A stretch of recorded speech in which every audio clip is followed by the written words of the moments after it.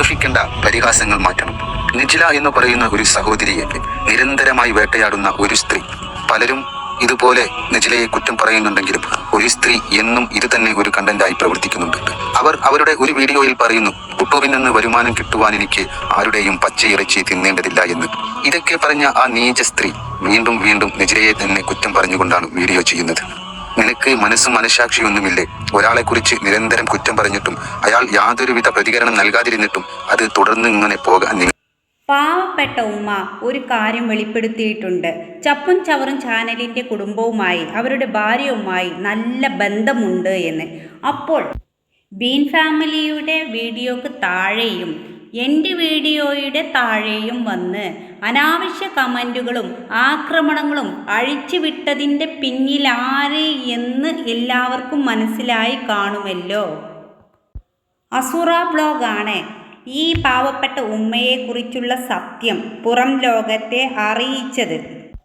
അതുകൊണ്ട് ഈ പാവപ്പെട്ട ഉമ്മയെ വെളുപ്പിച്ച് വേറെ 2 വീഡിയോ ചെയ്യാനാണ് ഈ ചവർ ഇവരെ നിരന്തരം വിളിച്ച് ശല്യപ്പെടുത്തിയിരുന്നത്. അപ്പോൾ നമ്മൾക്ക് ആ വോയിസിലേക്ക് ഒന്ന് പോകേണ്ടത്. ജീവിച്ചിരിപ്പുണ്ട്. ഒരു മിനിറ്റ് ഞാൻ പറഞ്ഞേക്ക്. 2 മക്കളെ വാപ്പ ജീവിച്ചിരിപ്പുണ്ട്. അപ്പൊ അതിന്റെ പേരിൽ അവർ എത്തിയ മക്കൾ എന്ന് പറയാൻ പറ്റൂല എന്നിട്ടാത്ത സമൂഹത്തോട് തെളിയിച്ച് പറഞ്ഞു. അതിനെ കുറിച്ച് എടുത്താൽ എത്ര വീഡിയോ ചെയ്ത്? 2 വീഡിയോ.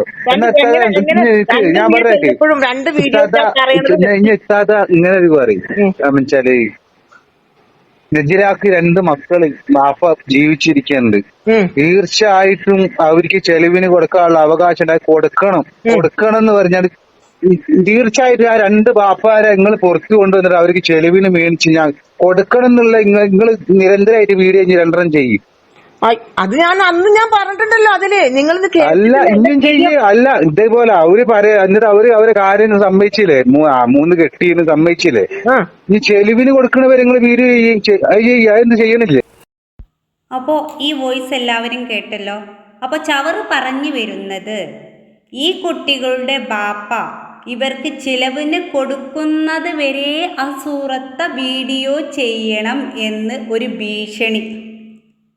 അല്ലെങ്കിൽ നിങ്ങളെ സൈബർ ബുള്ളിങ് വീണ്ടും ചെയ്യും. അതല്ലെങ്കിൽ നിരന്തരം കോളിലൂടെ ശല്യപ്പെടുത്തിക്കൊണ്ടേയിരിക്കും എന്ന്. ഈ ചവറിൻ്റെ ഒരു മുഖം മൂടിയാണ് ഞാനിവിടെ നിങ്ങൾക്ക് മുന്നിൽ തുറന്നു കാട്ടിയത്.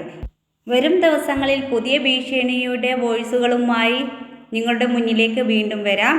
അതുവരേക്കും ബൈ.